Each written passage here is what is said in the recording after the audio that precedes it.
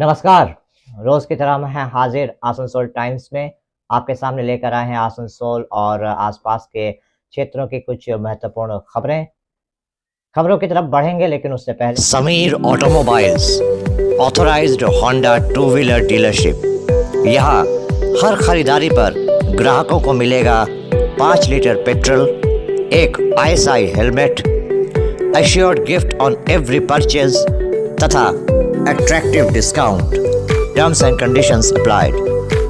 तो फिर देर किस बात की, अपने सपनों की उड़ान को गति प्रदान करने आज ही चले आइए Jyoti Nagar Asansol, near Webel IT park, NH2 bypass.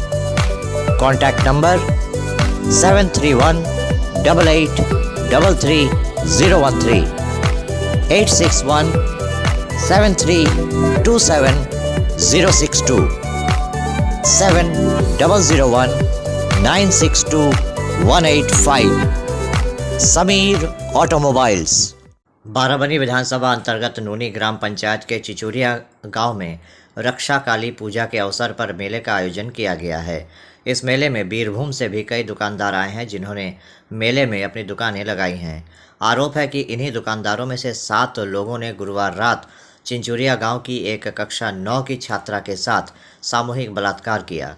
घटना के बारे में पता चला है कि यह छात्रा गुरुवार रात करीब 12:30 बजे अपने घर से शौच के लिए निकली थी। आरोप है कि उस समय मेले के 7 फेरी वालों ने उसे उसके घर के सामने से उठा लिया और उसके साथ सामूहिक बलात्कार किया। इधर काफ़ी देर तक जब इस 15 वर्षीय छात्रा का पता नहीं चल पाया तो लोगों ने उसकी तलाश शुरू की। आखिरकार कुछ देर बाद छात्रा को बेहद बुरी हालत में पाया गया।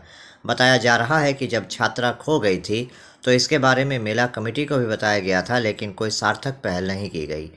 जब छात्रा उस बुरी हालत में पाई गई तो बाराबनी थाने को सूचना दी गई। इसके उपरांत सुबह पुलिस ने छापेमारी की और 7 में से 5 आरोपियों को हिरासत में लेने के बाद उन्हें बाद में गिरफ्तार कर लिया गया। 2 आरोपी अभी भी फरार हैं। इस घटना के बारे में आसनसोल दुर्गापुर पुलिस कमिश्नरेट की ACP हीरापुर इप्सिता दत्ता ने कहा कि कक्षा 9 की एक छात्रा का शारीरिक शोषण किया गया है। उन्होंने बताया कि इस घटना में 5 लोगों को गिरफ्तार किया गया है। मामले की जांच शुरू कर दी गई है। घटना এবং একটা আন্ডার মেয়ে চাইল্ড শুনলাম যে কালকে রেপ হয়েছে এবং তারপর আমি যখন খবর পাই সেখানে আসি, সেখানে উত্তপ্ত একটা পরিবেশ ছিল। যাই হোক, পুলিশ প্রশাসন এসেছিল, পুলিশ প্রশাসনকে সেইভাবে লিখিত আকারে সব কিছু দেওয়া হয়েছে। যারা অভিযুক্ত পুলিশ প্রশাসন বলেছে আমরা উপযুক্ত ব্যবস্থা তাদের বিরুদ্ধে নেব। তবে আমার মনে হয় ওইখানে যদি DM বা ম্যাজিস্ট্রেট যদি আসতো এবং সেভাবে যদি তদন্তটা আরও সিরিয়াসলি করতো তো আরও অনেক কিছু বেরিয়ে আসতো এবং একটা ক্ষতিপূরণের ব্যাপার থেকে যায়। সেই ক্ষতিপূরণটা আমরা ঠিকমতো করে আদায় করতে পারতাম। কি অভিযোগ করছেন কি আপনারা? আমাদের অভিযোগ বলতে আমি তো এটাই বলছি, যদি উচ্চপদস্থ কোনো সরকারি অফিসার আসতেন, তাদের কাছে যে মেয়ের মা বাবা আছে ভালো করে নিজের কথাবার্তা রাখতে পারতো এবং আগামী দিনে এই জিনিসটা যাতে না হয় এই জিনিসটাকে সামনে তুলে ধরতে পারতো। কি হয়েছিল ঘটনাটা? ঘটনাটা শুনেছিলাম ওখানে একটা মেলা লেগেছিলো। যাই হোক, মেলা শেষ হয়ে গেছে। আমি জানি না কতদিনের পারমিশন ছিল না ছিল।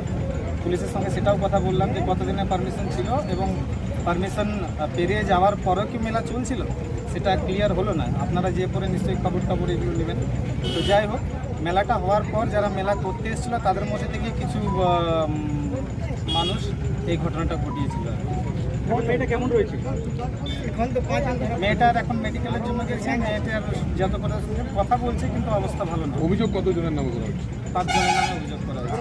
কতজন অ্যারেস্ট হয়েছে? কতজন অ্যারেস্ট এখন পর্যন্ত 4 জন অ্যারেস্ট হয়েছে, একজন এখনো পলাতক এবং পুলিশকে বললাম যে তাড়াতাড়ি। তারা লোকাল না বাইরের? অবশ্যই বাইরে। ওরা কি বীরভূমের বাসিন্দা? হ্যাঁ, বীরভূমের বাসিন্দা। আপনার নাম আর পরিচয়? আমি বাউরি সমাজের রাজ্য সভাপতি সুমন্ত বাউরি। একটা সময় বাথরুমে গিয়েছিল, বাথরুম থেকে অপহরণ হয়েছে। বাথরুমে বেরিয়েছিল? হ্যাঁ, পায়খানা বাথরুমে গিয়েছিল। ওই টাইমে ওরা তুলে নিয়ে গেছে। কজন ছিল ওরা? 7 জন ছিল, 5 জনকে ধরা হয়েছে, আরও 2 জন এখন বাকি আছে। মানে মেয়ে কি আপনাকে এসে বলেছেন? আপনারা মেয়েকে তদন্ত করে খোঁজা হয়েছে, তারপরে মেয়ে এসছে। মেয়েকে পাওয়ার পর তারপরে আমার মানে সন্দেহ হয়েছিল যে এই লোকগুলো হতে পারে। তার জন্য ওদের সঙ্গে হাতাহাতি হয়েছিল। তারপরে যখন ওদের ওপর মারদাঙ্গা হয়, তারা দুজন পালিয়ে যায় আর 5 জনকে আটক করে রাখা হয়েছিল। এরা এরা এরা এরা কারা কারা এরা? এরা মেলা ফেলানোর লোক বটে, বীরভূমের বটে। এখন মেলা কমিটি তো কোনো দেয়নি। মানে কি উপলক্ষে এসেছিল এরা? মেলাটা আমরা কি কি উপলক্ষে হয়েছিল? এরা মেলাটা ডাক হিসাবে এসেছিল মেলা ফেলাবার জন্য। কোনো পুজো পাশা ছিল? হ্যাঁ, পুজো ছিল, কালী পুজো ছিল আমাদের।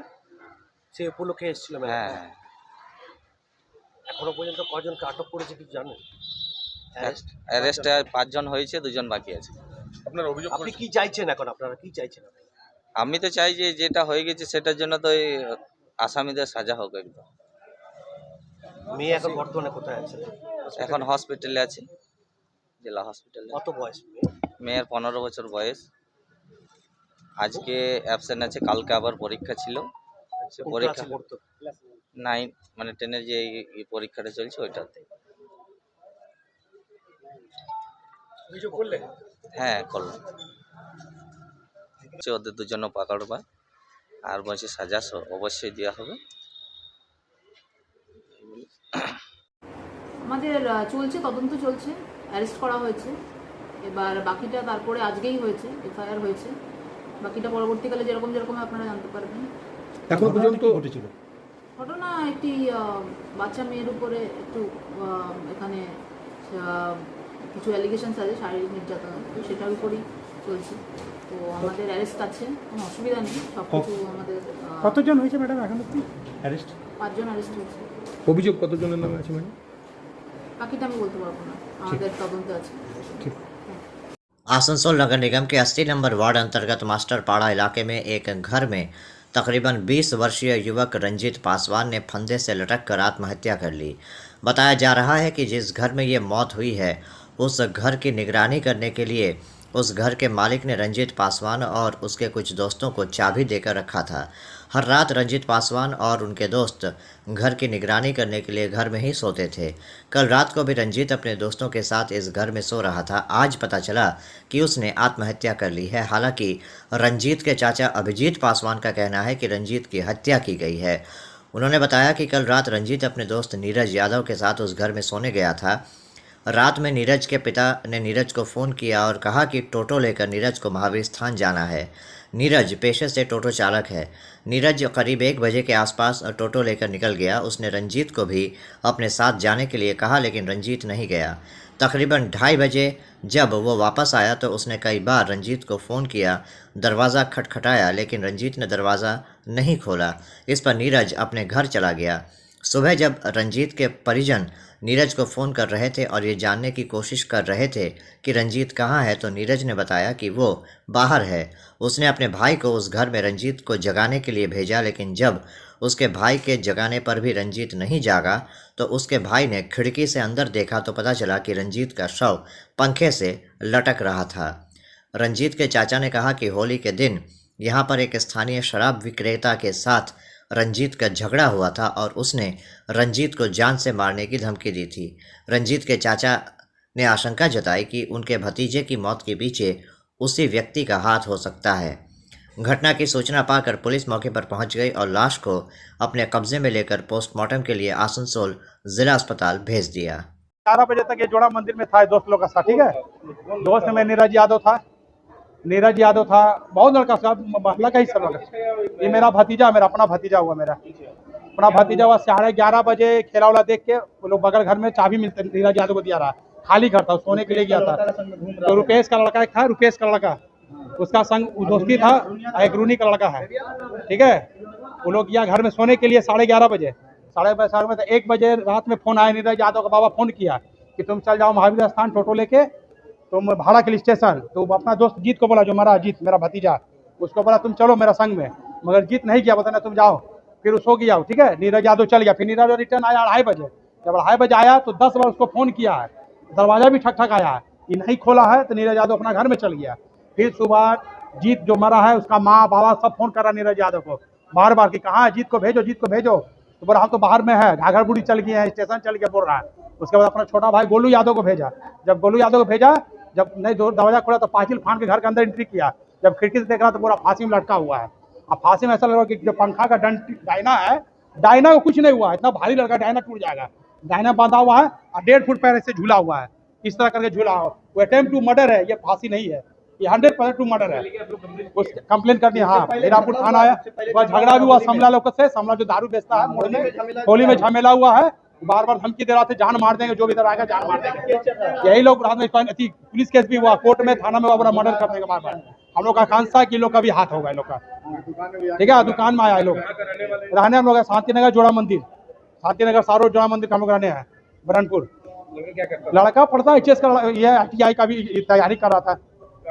उम्र 20 साल लड़का है, एकदम बच्चा लड़का है, इतना हंसमुख लड़का कि फांसी लगा ही नहीं सकता। ये लड़का सवाल ही पैदा नहीं हो सकता कि फांसी लगा लड़का ही नहीं है। मेरा नाम अभिजीत पास का छोटा चाचा है। एक्चुअल में अभी जैसा खबर मिला हम लोग यहाँ पहुँचे हैं, मोहल्ला ही 80 नंबर वार्ड है, मास्टर पाड़ा। यहाँ पर कोई यादव जी थे जो घर खरीदे थे, वो उनके बिहाफ में कुछ लड़कों को चाबी दे के गए थे कि रात में यहाँ पर ही तुम लोग देखभाल करना। तो लड़का लोग सो रहा था, उसी में से हम लोगों का पासवान है, रंजीत पासवान, उनका रिलेटिव्स है, भाई है, बेटा भी पता चला मेरे, वो फांसी लगा ली। अभी वही खबर सुन के हम लोग आए हैं, तत्काल थाना में खबर दिया गया। पुलिस प्रशासन बॉडी को अभी सरकारी अस्पताल में ले गई है, जहाँ पर उसका पोस्टमार्टम किया जाएगा। पोस्टमार्टम रिपोर्ट आने तक अभी तक हम लोग को यही पता है कि वो लोग 2-3 फ्रेंड था, वहाँ सोता था। एक फ्रेंड 4 फ्रेंड था और एक फ्रेंड जो है वो टोटो चलाता है, वो टोटो चलाने के लिए भाड़ा के लिए चला गया था। उसके बाद रिटर्न आया तो दरवाज़ा नहीं खुला और सुबह में पता चला कि वो फांसी लगा। यही अभी हम लोग हैं, हम लोग इसके लिए दुखित हैं, काहे कि लड़का बहुत कम उम्र का था और बाज़ार में उन लोगों का दुकान भी है परिवार का। बराचक की तरफ से आ रही एक डंपर ने आसनसोल के कल्ला मोड़ के निकट एक ट्रक को टक्कर मार दी, जिससे ट्रक चालक बुरी तरह से घायल हो गया। यह घटना कल देर रात कल्ला मोड़ पर हुई। घटना के बारे में पता चला है कि बराचक की तरफ से एक डंपर आ रही थी और दोमानी से एक ट्रक आसनसोल की तरफ जा रही थी। जब कल्ला मोड़ पर दोनों की टक्कर हो गई, इस टक्कर में ट्रक चालक गंभीर रूप से घायल हो गया। वो अपने चालक के केबिन में फंस गया था। काफ़ी मशक्क़त के बाद उसे बाहर निकाला जा सका और इलाज के लिए अस्पताल ले जाया गया। मौके पर पुलिस के अधिकारी पहुंच गए। हमको घर से बुलाया गया, देखें LP गाड़ी में और डंपर में दोनों में टक्कर हुआ। डंपर में जो 16 चक्का गाड़ी में ड्राइवर फंसा हुआ था, उसको चेष्टा किए कि कटर से काट के निकाले, लेकिन अंदर में इलेक्ट्रिक फाइबर है, उसके कारण उसको हम काटा नहीं। तो किरान से उसको चाड़ करके निकाला। अभी जो है ड्राइवर हॉस्पिटल गया, बचा हुआ है, ड्राइवर बचा हुआ है।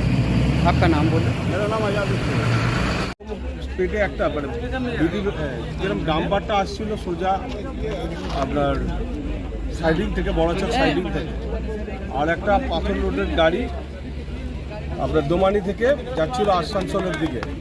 তো এনি হাউ কিছু মেকানিক্যাল ফল্ট হোক আর ড্রাইভারের ফল্ট হোক, ডাম্পারটা গিয়ে লরিটার সঙ্গে গ্যাস করে ধাক্কা মারে, ড্রাইভার আটকে ছিল। তারপর অনেক চেষ্টার পর ড্রাইভারকে বার করা, হসপিটালে গেছে, সুস্থ মোটামুটি কথা বলছে, সবাই ঠিকই আছে। এখন গাড়ি পরিষ্কার করার ব্যবস্থা করা হচ্ছে।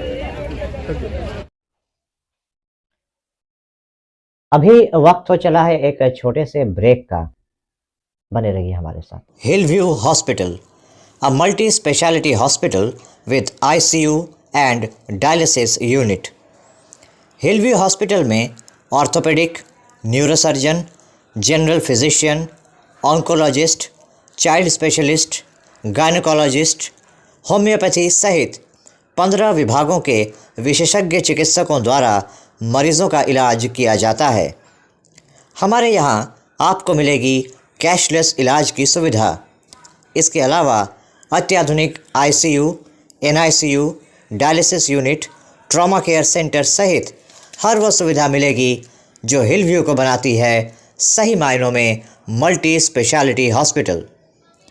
हमारे यहाँ स्वास्थ्य साथी कार्ड पर भी इलाज उपलब्ध है।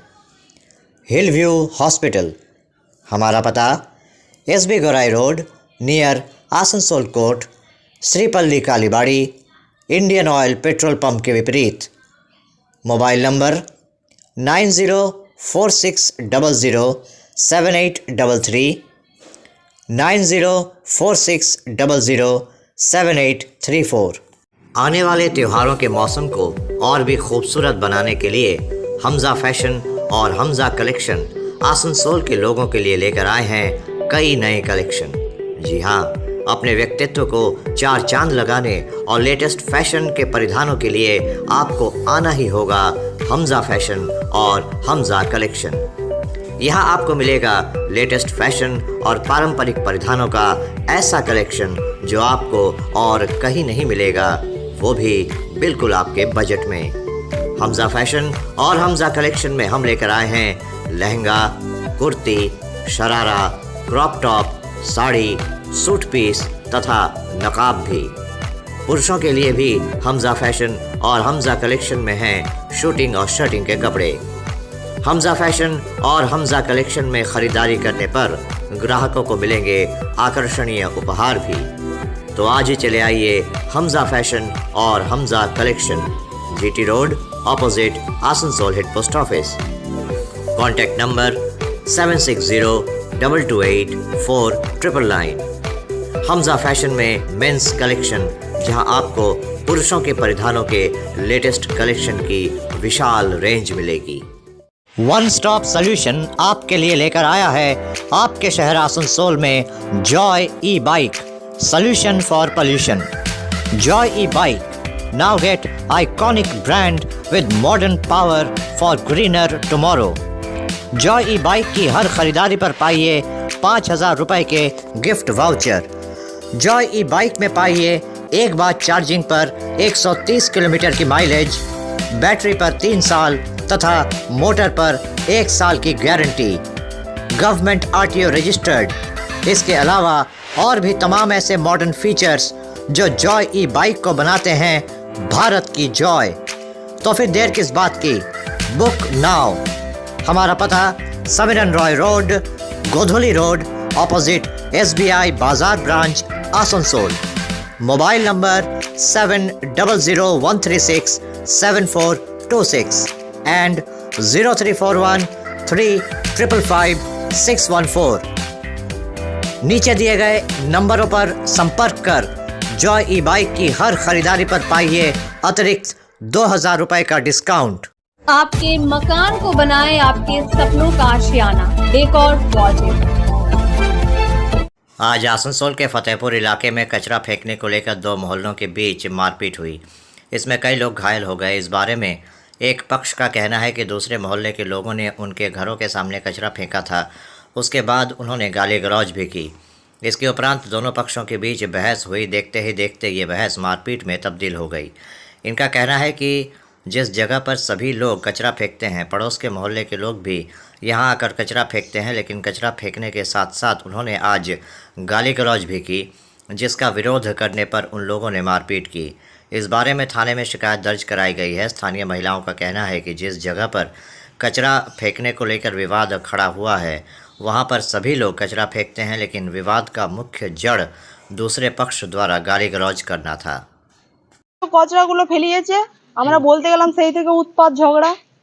আমরা ও স্বামীটা এই কিছুক্ষণ আগে এসে পরে গালাগালি দেই, উপর পাড়া সব চলে এসে আমাদের সবাইকে লাঠি ব্যাট নিয়ে এসে সবাইকে ইট পাথর ছুঁড়ে সবাইকে যা নাই তাই করে মারলো সবকে। ওইখানে এখানে সাইকেল মাইকেল গায়ে ফেলে, এটা টালি সব গায়ে ফেলে সব ছুড়াছুড়ি করে মারলো। ঠাকুরের ঘট সুদ্ধা উল্টিয়ে দিয়েছে। দেখুন 3 পাড়ার লোক এসেছিল, 3 পাড়ার লোক এসেছিল, রোড সাইড এই সাইডে এই সাইড থেকে। আপনার নাম? আমার নাম দেবিকা পণ্ডিত। এটা কোন জায়গা, কোন পাড়া? ফতেপুর। ফতেপুর কোন জায়গা?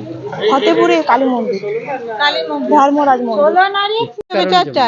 কি কারণ ওই সকাল থেকে ময়লা ফেলার জন্যই হয়েছে, বেশি কিছুর জন্য হয় না, ময়লা ফেলবার জন্যই হয়েছে। ভালোতেই বলা হলো ময়লাটা ফেলে দেখলে তাও কেউ কিছু বলা নাই। আবার বলে ময়লাটা ফেলে ঘর দিতে বলছে নাঙের জায়গায় ফেলাচ্ছে, নাঙের জায়গা, ওটা নাঙের জায়গা। তো এটা কার সাথে ঝামেলা হয়েছে?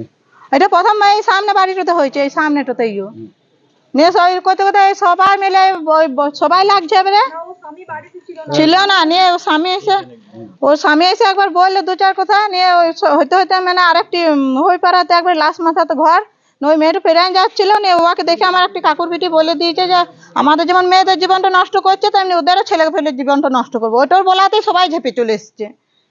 এটা কি পাড়ায় ফেলে এখানে কচরা ফেলার জায়গা সবাই ফেলে, সেটা বলবো না যে না ফেলায় না, কিন্তু ওখানটা তো আমাদের বাসন ধুয়ে, ওটাই বলা প্রশ্ন। তাও বলতে দিন না একজন, তাও মানে ফেলে গেলে তাও কেউ কিছু বলে না, ফেলতে ফেলতে বলছে নাঙের জায়গা। কজন আহত হয়েছে?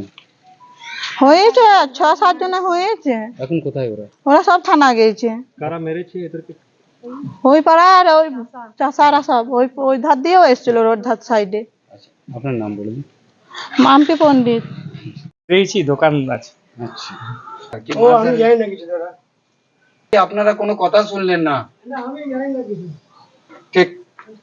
दुर्गापुर के एमएएमसी टाउनशिप सीडी जल टंकी विवेकानंद मूर्ति के समक्ष आज आरण्यक नामक एक पशु अस्पताल की शुरुआत हुई।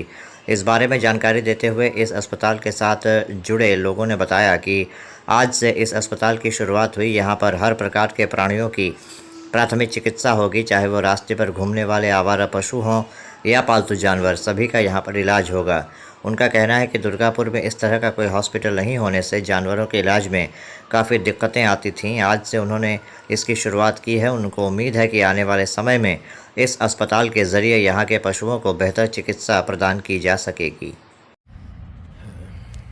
দাদা, এটা আপনাদের আজকে যেটা আপনারা এই উদ্ঘাটন করছেন, আজকে যেটা ইনিশিয়েটিভ নিয়েছেন এই সংস্থার মাধ্যমে, যেটা জন্তু জানোয়ারের চিকিৎসা মাধ্যম করবেন, তা এটা আপনাদের উদ্দেশ্য কি? আর এটা আপনি কিভাবে আপনারা ভাবলেন কি আমরা এটা স্টার্ট করি বা এই দিকে এগিয়ে যাই? এখানে দুর্গাপুরে কিছু আছে এরকম কি নাই?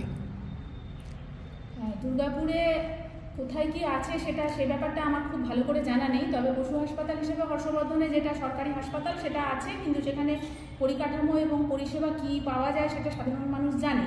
কিন্তু আমি যখন রাস্তায় নেমে কাজ করেছি সেই সময় দেখেছি যে প্রত্যেকটি মানে পশু অবহেলিত, সেটা রাস্তার পশুই হোক আর গৃহপালিতই হোক, তাদের যদি কোনো রকম শারীরিক অসুবিধা হয় তাদেরকে দেখার সেই সুব্যবস্থা আমাদের দুর্গাপুরে এতদিন ছিল না। এইবার আমরা করব, কারণ সেই উদ্যোগটা আমরা নিয়েছি। তাহলে এই সিদ্ধান্ত আপনারা কবে থেকে নিয়েছেন? আমরা 6 বছর আগের থেকে এই পশুদের মানে ভালোবাসার উপরে যেগুলো ছিল সেগুলো করা হচ্ছিল। আমরা রাস্তার কুকুরদের ডেইলি খাওয়ানোর একটা প্রোগ্রাম আছে, একবার অন্তত কত যে কুকুরগুলো আছে। তারপর থেকে আমাদের চিন্তা ভাবনা হয় যে শুধু খাওয়ালেই হবে না, এদের জন্য আরও কিছু দরকার আছে। এদের ট্রিটমেন্ট দরকার, জন্ম নিয়ন্ত্রণ দরকার, এবং অনেক পশু আছে যাদের এখানে রাখা দরকার, যাদের হাত পা ভেঙে গেছে, তাদের চিকিৎসা দরকার। তার জন্য আমরা উদ্যোগ নিয়েছিলাম যে আমরা এখানে একটা পশু হসপিটাল করব, যেটা সর্বসাধারণের জন্য এবং সকল পশুর জন্য। আমরা তাই আজকে সিদ্ধান্ত মোতাবেক আজকে আমরা শুরু করতে চলছি। পারবো কি দিদি বলবো? আর আপনার এই সংস্থার নাম কি দিদি? আমাদের Durgapur society for caring paws and claws, সংক্ষেপে যদি বলেন দুর্গাপুর পজ অ্যান্ড প্লজ। আর আমরা যেই হসপিটালটা তৈরি করতে চলেছি মানুষের উচ্চারণের সুবিধার্থে বলুন বা বোঝার সুবিধার্থে আরণ্যক নাম দিয়েছি। এবার থেকে এটা আরণ্যক নামেই পরিচিত হবে, শুধুমাত্র হসপিটালটা। দিদি, এর মধ্যে কি শুধু কুকুরের চিকিৎসা হবে? আপনাদের এখানে যে চিকিৎসা করবেন তার জন্য আপনাদের এই যন্ত্রীয় সব হসপিটাল, ওটি থিয়েটার সব আছে, ডাক্তারবাবু এসব কি আপনাদের শুরু হয়ে গেছে কি আপনারা কি সামনে করবেন? আমরা সবে শুরু করেছি, আমাদের একদম প্রথম দিন। এই প্রথম দিনে আমাদের এখন অনেক কাজ বাকি আছে, আমরা সবে শুরু করছি। তো দেখতে গেলে আজকে আপনাদের স্টার্টিং ডে। হ্যাঁ, আমরা এটা মানুষের কাছে পৌঁছবার জন্য এই খবরটা যে আপনারাও এগিয়ে আসুন এবং আমাদেরকে এটা শুরু করতে সাহায্য করুন, সেই কারণেই আজকে আপনাদেরকে। না তো দিদি, আপনাদের এখানে আর কি কি করা যাবে? পশুদের জন্য সব কিছু ব্যবস্থা নেওয়া হবে? সব কিছু A to Z, মানে পশুদেরকে এখানে নিয়ে আসতে হবে। হ্যাঁ, অ্যাক্সিডেন্ট কেস যদি পশুদের হয় ওইগুলো হবে। হ্যাঁ, আমরা ধীরে ধীরে একটা মানুষের সুপার স্পেশালিটি হসপিটালে যা কিছু সুবিধা থাকে আমরা এখানে সেটাই প্রোভাইড করার চেষ্টা করি। তো এইগুলো আপনারা আস্তে আস্তে বানাচ্ছেন? আস্তে আস্তে করব। না ঠিক আছে, এটা দিদি আপনাদের খুব ভালো প্রকল্প। আশা করি যেন খুবই ভালোভাবে আপনারা করুন, তাহলে একটা দুর্গাপুর বুকে খুবই সুন্দরভাবে আপনারা এই জিনিসটা প্রকল্প নিচ্ছেন আর এগিয়ে যাচ্ছেন। খুবই ভালো কথা দিদি। আমাদের অভিজ্ঞ একজন ডাক্তারবাবু থাকবেন সর্বক্ষণের জন্য, তিনি সার্ভিস দেবেন এবং আমরা তার সঙ্গে থাকবো। এইভাবে আর আপনাদের কিছু বিশেষ বলার আছে মানুষের কাছে, যাদের জন্তু জানোয়ার আছে বা যারা পেট জানোয়ার হবে, রাস্তাঘাটে জানোয়ার, যে কোনো জন্তু জানোয়ার হলে হবে, যারা বাড়ির যদি জন্তু জানোয়ার থাকে তাদেরও আপনারা দেবেন? আর যদি ধরুন কারোর বাড়িতে পশু আছে, তারা কোথাও যাবে, পশুদের কোথায় রেখে যাবে, হ্যাঁ আমরা সে ব্যবস্থাও, এটা খুবই দারুণ। যারা বাইরে থেকে ধরুন আসছে, কিছুদিনের জন্য আসছে, হয়তো ট্রাভেলটা করে নিল, কিন্তু কোনো হোটেল তাদের জায়গা দেয় না, সেই কিন্তু তাদের ইচ্ছে কি যে দুর্গাপুরটা ঘুরে দেখবে, সেই ক্ষেত্রে আমাদের কাছে তাকে বোর্ডিং করে তারপর উনি ঘুরতে পারেন। খুবই ভালো কথা দিদি। আর এটা চিকিৎসাগুলো কি টোটালি ফ্রি অফ কস্ট হবে কি না ওষুধে ম্যাটেরিয়ালে কিছু কস্ট লাগবে? হ্যাঁ ওটাই হ্যাঁ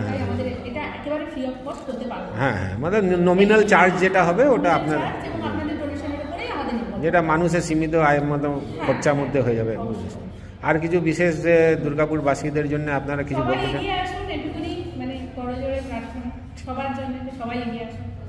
धन्यवाद दादा। आसनसोल के एनएस रोड इलाके में स्थित नया धर्मशाला में मां मनसा का मंगल पाठ का आयोजन किया गया। यहां पर बड़ी संख्या में भक्त उपस्थित थे जिन्होंने इस मंगल पाठ में हिस्सा लिया। इस बारे में जानकारी देते हुए आयोजकों में से एक राकेश केडिया ने बताया कि पिछले 9 वर्षों से यहां पर इस धार्मिक अनुष्ठान का आयोजन होता आ रहा है। उन्होंने बताया कि मुंबई से भजन गायक आए हैं जो यहाँ पर भजन गा रहे हैं। इसके साथ ही उन्होंने कहा कि यहाँ पर और भी विभिन्न प्रकार के धार्मिक अनुष्ठानों का आयोजन किया जाएगा जिनसे बड़ी संख्या में श्रद्धालु शामिल होंगे। हम लोग 9 साल से मनसा माँ का मनसा परिवार की तरफ से जागरण करते हैं, कीर्तन भजन है। आज सुबह हम लोग 1008 जावापुर से माता का अभिषेक किए हैं। अभी मंगल पाठ हो रहा है। बम्बई से आर्टिस्ट लोग आए हैं, शाम को अभी कीर्तन भजन ये सब हो। ये मंगल पाठ में 200 लोग भाग ले रहे हैं। ये कौन सी जगह पे मंगल पाठ? ये एनएस रोड राजकुमार दारुका राजकुमार नया धर्मशाला में हो रहा है। मेरा नाम राकेश कुमार के। ये हम लोग का ये प्रोग्राम जो है 9 साल से हो रहा है। ये मनसा माता का हम लोग का प्रोग्राम होता है। ये हम लोग का केडिया लोग जो गर्ग गोती हैं वो लोग का यहाँ पर जितना आदमी आसनसोल में है वो लोग इस प्रोग्राम को ऑर्गेनाइज करता है। साल में एक बार होता है। हम लोग देवी का पूजा करते हैं। सुबह में 108 जवा फूल से देवी का पूजा हुआ। उसके बाद अभी जो है मंगल पाठ चल रहा है। उसके बाद भजन कीर्तन होगा। बम्बई से आर्टिस्ट आया है। यह हर साल होता है और आगे भी होगा। हमारा नाम जगदीश केडिया।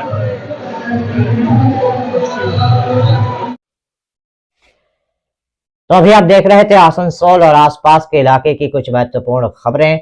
हम रोज आप तक शिल्पांचल की महत्वपूर्ण खबरों को पहुंचाते रहेंगे और अगर आपको हमारे इन खबरों से बाखबर रहना है तो आपको करना होगा एक छोटा सा काम। आपको हमारे चैनल आसनसोल टाइम्स को सब्सक्राइब करना होगा और पास में दिए गए बेल आइकन को प्रेस करना होगा ताकि जब भी हम कुछ नया नई खबर या कुछ नया पोस्ट डालें तो इसकी खबर आप तक पहुंचे और आप इन गतिविधियों से बाखबर रह सकें। इसके अलावा आप हमारे वेबसाइट www.asansoltimes.co.in पर लॉगिन भी कर सकते हैं और वेबसाइट के जरिए और हमारे पोर्टल के जरिए शिल्पांचल की हर छोटी बड़ी गतिविधियों से बाखबर रह सकते हैं, उनकी जानकारी हासिल कर सकते हैं। आज के इस बुलेटिन में इतना ही। कल फिर होगी आपसे मुलाकात। नमस्कार। हमारा अपना शहर आसनसोल, इसे स्वच्छ और निर्मल रखने की जिम्मेदारी हमारी है। আসানসোল পৌরসভা শহরকে সুন্দর এবং নির্মল করতে বদ্ধপরিকর। পৌরসভার এই চেষ্টায় সুনাগরিক হিসেবে আমাদেরও কিছু কর্তব্য আছে। यहाँ वहाँ प्लास्टिक फेंकना, थूकना, गंदगी फैलाना ऐसी कुछ आदतें हैं जिनका त्याग करना हमारे साथ साथ हमारे शहर के स्वास्थ्य के लिए भी बेहद जरूरी है। তাই আসুন আমরা প্রতিজ্ঞা নিই, যেখানে সেখানে আবর্জনা ফেলবো না, ধূম্রপান ত্যাগ করব, শহরকে दूषण मुक्त करते गाछ लगाबो और अपने शहर आसनसोल को बनाएंगे स्वच्छ, सुंदर और निर्मल। आसनसोल नगर निगम द्वारा जनहित में जारी।